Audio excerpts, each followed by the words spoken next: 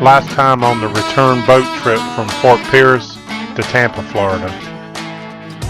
We got together all our needed supplies, loaded them to get them over to the boat.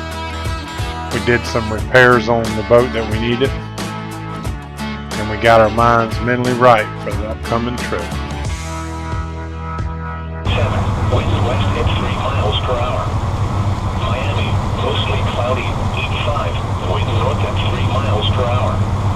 Heading for Fort Pierce, the temperature 73 degrees and clear. With the wind, calm.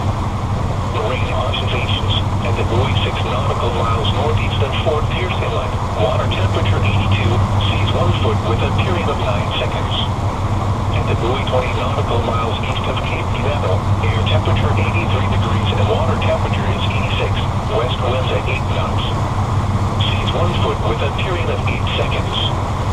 Out of the buoy 120 nautical miles east of New Smyrna Beach, the air temperature 84 degrees and water temperature 86, seas 2 feet and a period of 7 seconds.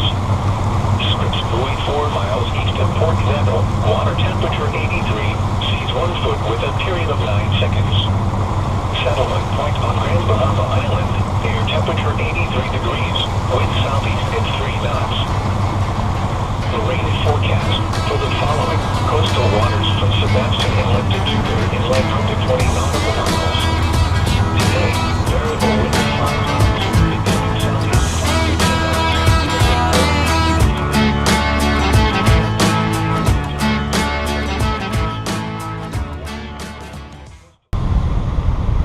Well, we're fishing. Got 2 rods out, a little top water, and I think it's probably like other ones running like 10 feet, something like that. We're only in about 35 foot of water. We're gonna pull over this little area right here, a little reef, hoping to see what we can pick up. Some kind of mackerel, hopefully a big old king. It'd be nice. We'll see. Still a fine day on the water. About on another boat out here, this Coast Guard boat just come by. There's something, you can't see it, but there's some boats way off in distance, about 6 or 8 of them right in the same place. Something's out, I'm not sure what's out there. Oh, baby. Right here from the get-go. At least got a knockdown. You got him?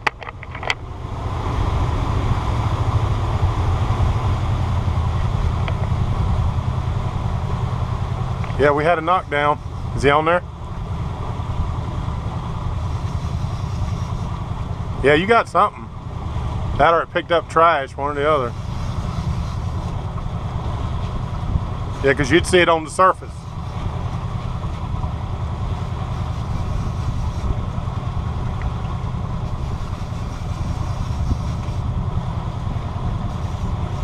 You either picked up something or you got a fish. Any fighting at all? I don't feel a fight. Must have picked up something.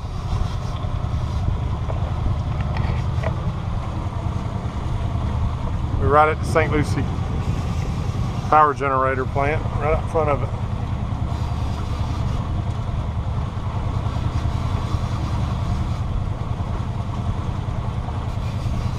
You could be swimming with the boat, you know?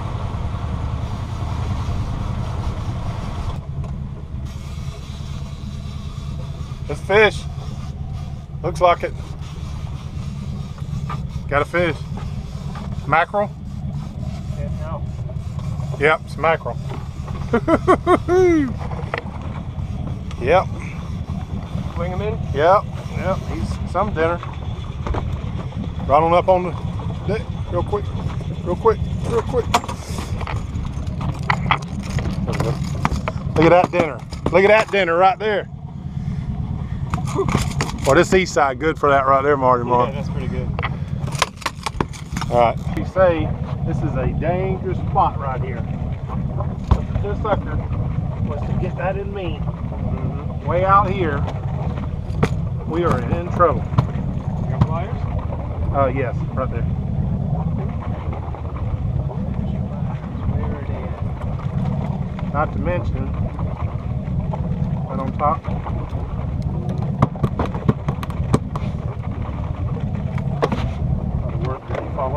knows he's dinner. I'll hold him if you'll just fire him. Yeah, you don't want to get No. this in his mouth? No, I got him. He ain't going nowhere. I can hold him right there.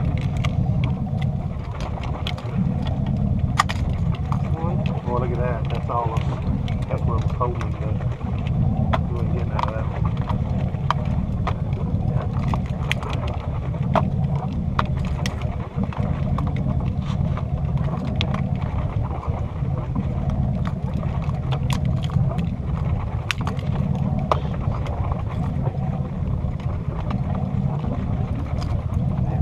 Go ahead and do some what is it, Ecozine? Yeah. 29 minutes misery. Yep, he's dinner. This dude right here, we eating him. Should be in his brain. Yep. I don't know where their brains are at, but it's like... Alright, we'll let him set for a minute. What do you want? A friend of mine asked about, Fast. Fairly fast. yeah. Pickup. Wow. Yeah, that's only, we were only out, let's see, 5.5 miles and we picked that up. It's nice.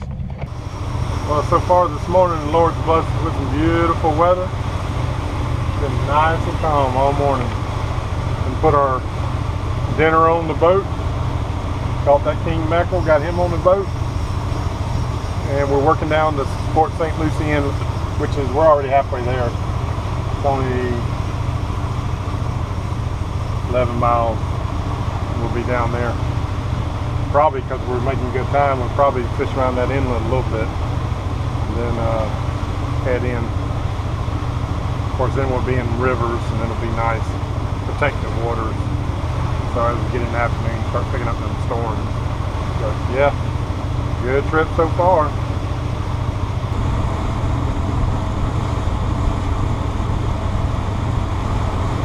So once we got back underway, Marty got down there with his fillet knife, and I'm sure some of y'all seen him do this before, and he filleted that king mackerel up there right quick like. Now, one of the things that he'll do, I don't think we caught it on camera, but we kept a carcass, and that is so that if you get stopped by Freshwater Game Commission, you have the carcass to show them for what the length is supposed to be. So we just kind of held on to that until we ate the fish. I don't think we ate it that night, but I think we ate it the following night. But yep, we got him cleaned up, and he was good to go.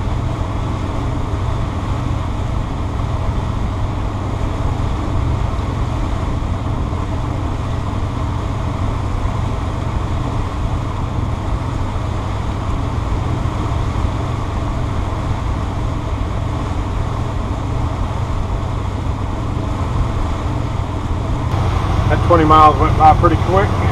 We only got about a mile to the inlet right there. So yeah, a little first leg. This will be this is really the only big water until we get to the west side. So pretty nice.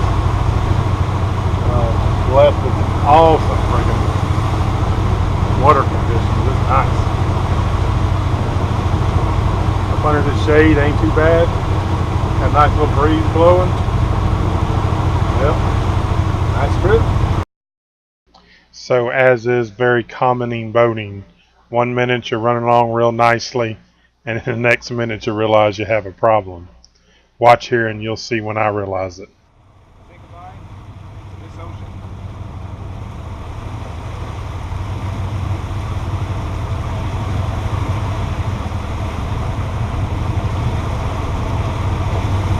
Been nice. See you again someday.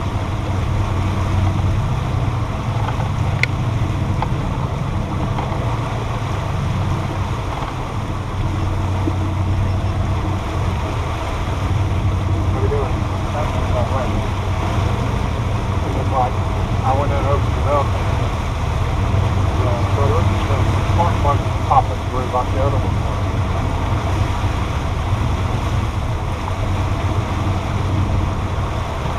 Not enough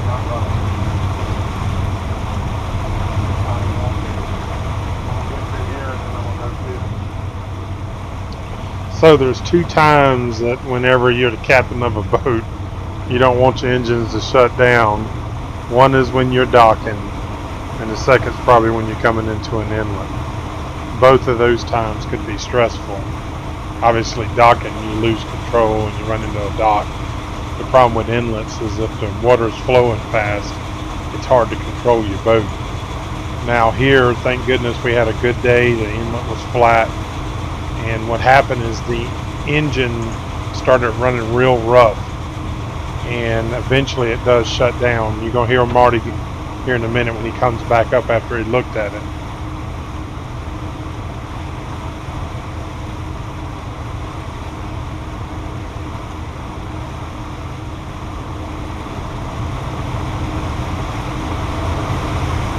Temperature and your oil pressure seems good. Yeah, well, I'm not too worried about it, but when I get it, it is, yeah. It's like it's missing. That thing is missing. The spark plug. The spark. Either the coil is missing, or the wires could be the coil. The astronaut Mike Massimino, in his book Spaceman, says that something is always breaking. And let me tell you, in boating, you better embrace that. You can be running along there one minute, everything's working fine, and then the next minute an engine shuts down and with you. So we do eventually solve the problem.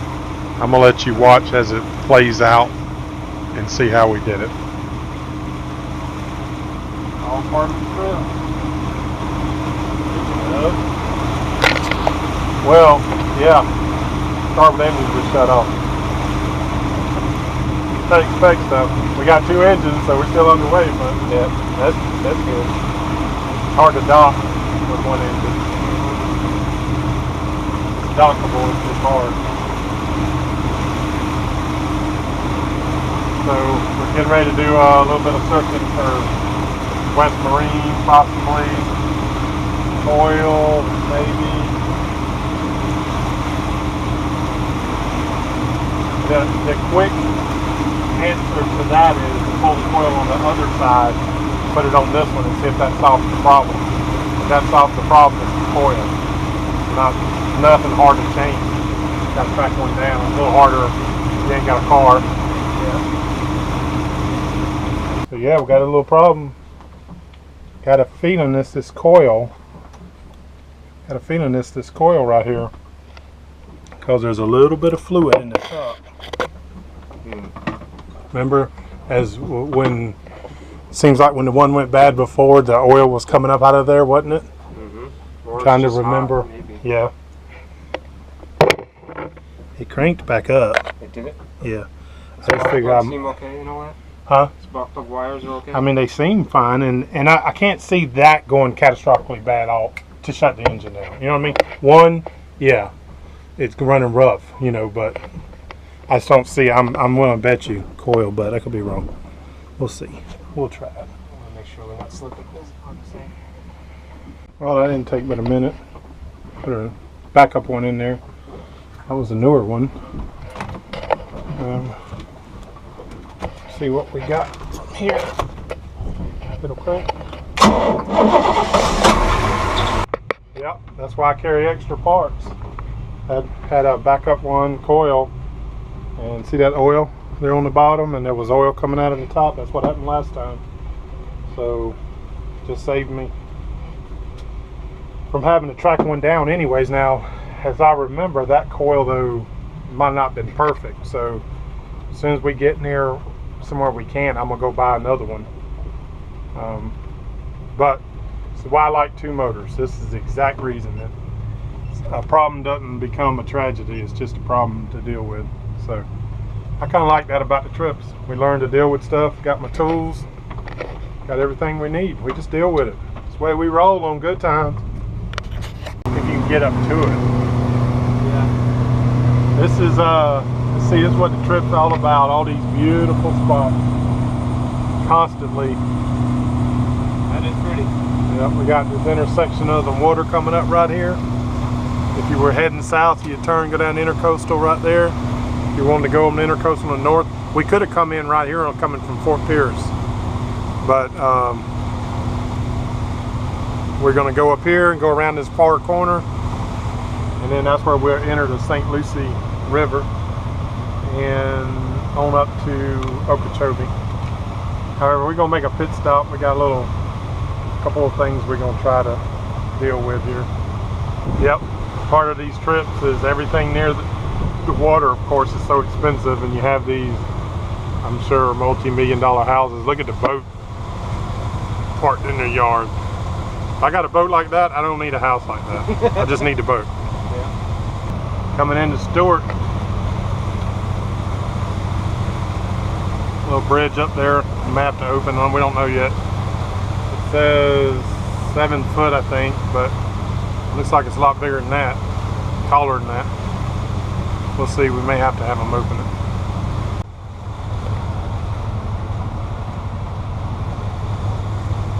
We're calculating, can we make it? Can we make it, Marty? You might have to duck.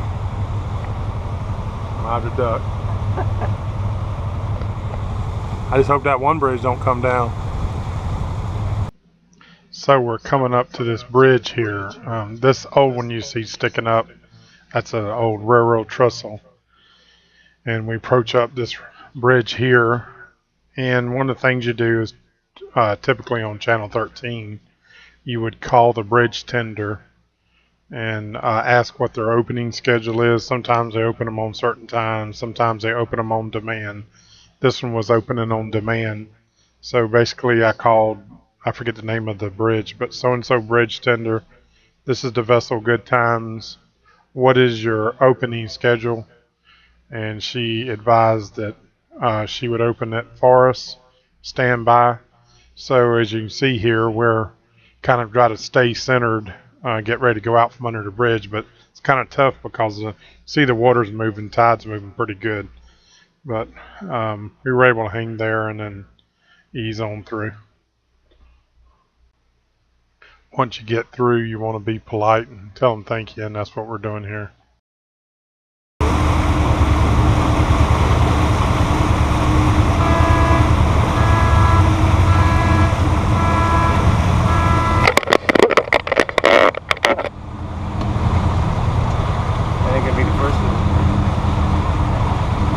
So that sound you heard was the notification that the bridge was closing, and it starts coming back down now. Right behind me there, coming up on my starboard side, is U.S. Customs and Border Patrol boat. They were out there patrolling. That thing had, I believe it was 4 250s on the back, coming off the back of it. It's kind of strange here as they're passing me here on the right starboard. In just a second, you're going to see another boat coming on my port side, and that happened to be a sheriff's department boat that was coming in. I was like, good gracious, but they're out there keeping us safe. U.S. Customs and Border Patrol.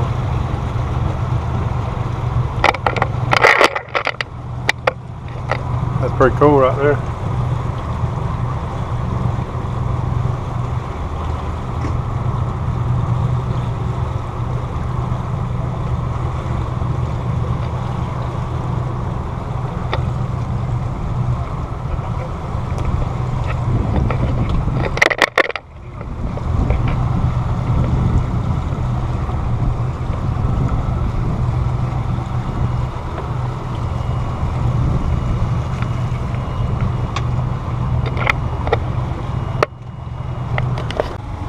Yeah, so we had another issue.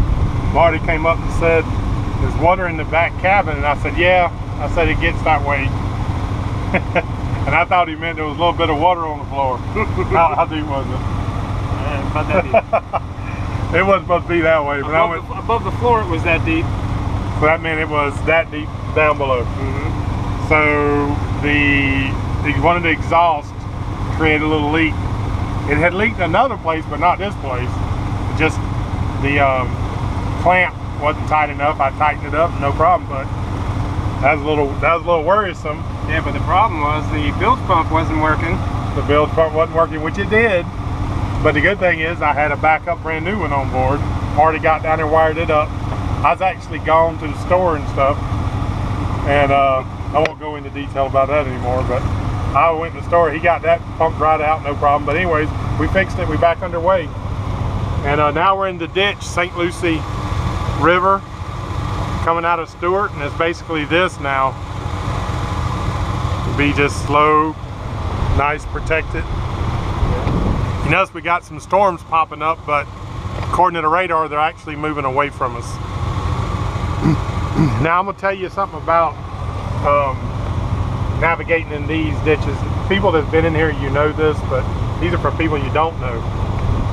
If you looked at this river and you was trying to determine where your channel was, you can obviously follow this red line, but you cannot rely on this 100%. So the way that you typically know where the deepest part of the river is always where it swings. And if you notice, it's always on the outside. And the reason is when the water's being pushed through, it goes up against the banks, works around. When it gets down there, it's going to go up on the other side. So therefore your channel is always going to be on the outside. Kind of like if you imagine one of them water rides and the way the water goes up on the side because it's being forced out. Something similar to that is, so you can almost guess that if we're going right here, that your channel is going to be deepest on the other side because it's the outside. Now that's probably a 90% rule. That doesn't mean that can't change. So our next stop is Indiantown Marina. We thought we were going to be there about now, and because we had that problem, we stopped for fuel. Like I said, went to the store while we were there. Had to make a run to another spot. But anyways, I called the marina at Indiantown Marina. The lady's super nice. I told her we may not be there until after she leaves at 4:30 or 5. I said, we may not be there until around 6. She's like, no problem, go ahead and get your slip. See me in the morning, and if you gotta leave in the morning, just call me back for a credit card. Super nice people. So we hadn't got there yet, but that's where we're trying to get to. And the reason we're trying to get there is it's the closest marina to the opening of Lake Okeechobee. And of course we want to cross Okeechobee during the day, in the morning, early as possible, because we have thunderstorms in the afternoon around here.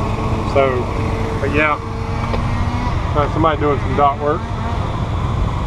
Doing a big lake or what? Beautiful though. This is some beautiful area. Huh? One of the many bridges in Stuart.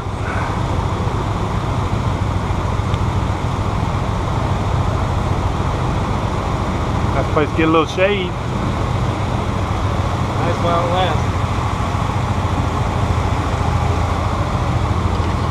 Yeah, the difference in here is it's pretty warm. We don't have a lot of wind. Probably got the wind behind our back. That's why we're not feeling it. Well, we're coming in our first lock, looks like. Arrival point 13, lock hours 7 to 5. So we're coming into our first lock here. You can see these things on the left, they're called dolphins. But when you come in, there's a couple options. You can call on the radio as you're approaching, let them know you're coming in, or as you can see here in just a minute, when you get up to the pylons up here on the left, there's going to be a rope that you can pull. It'll have a sign that says you can signal the lock tender.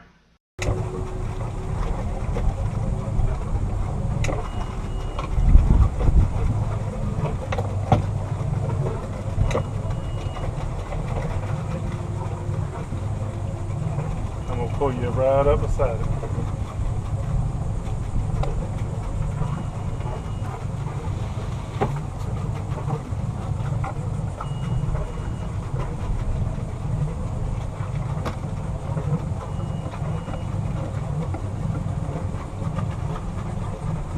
Probably could pull it from there.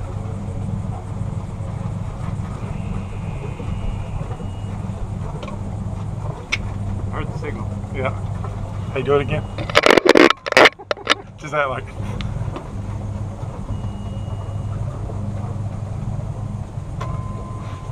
want to be that guy. Come on, Mar. All right, yeah. You that guy. No, man, that's you. Alright, it's opening up for us. Me and Marty's cameras both died at the same time. I'm gonna get off of this wall a little bit. You pull up, you're supposed to pull up. Pull the little signal rope there, as Marty did. And then the guy up there, you hear the noise. And he starts opening this magic. So apparently I got hold of the bad GoPro batteries, but mine died, so I don't show you the inside of the lock. But Marty's doing a video. You'll be able to check it out on his. We made it to Indiantown Marina. A nice little place so far. See what we got going on. See what kind of amenities they got.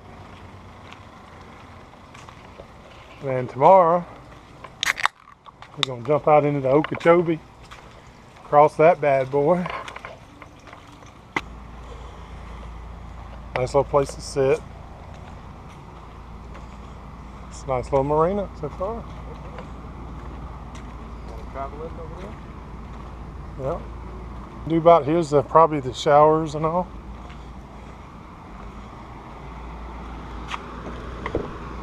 Well, not that one. Not that one. Is it door number 3? No, sir. And here's the deal: is they're closed. We came in. I called her and she talked super nice. She said, "Come on in and tie up, hook to the power. We got our AC running and told us where the shower. We're supposed to have Wi-Fi. I have to pull that up and check it out. Bathrooms. Okay. Very nice. All right. Checking out the bathroom. Yep. Hers and his. I'm into hers. Y'all don't tell nobody. Don't tell the girls. Don't tell the ladies. So we found the captain's quarters. Nice little area here. It's nice and cool in there. Met a few guys sitting around, and they'll probably see us on the videos here on YouTube. So once we cooled down a little bit there in the captain's quarters, talked with some of the locals, we kind of headed on back to the boat and heard several stories that when you're coming down through the ditch, be careful, you know, when you stop at night. Gators are going to be all up on your boat platform, and they were out and about, that's for sure.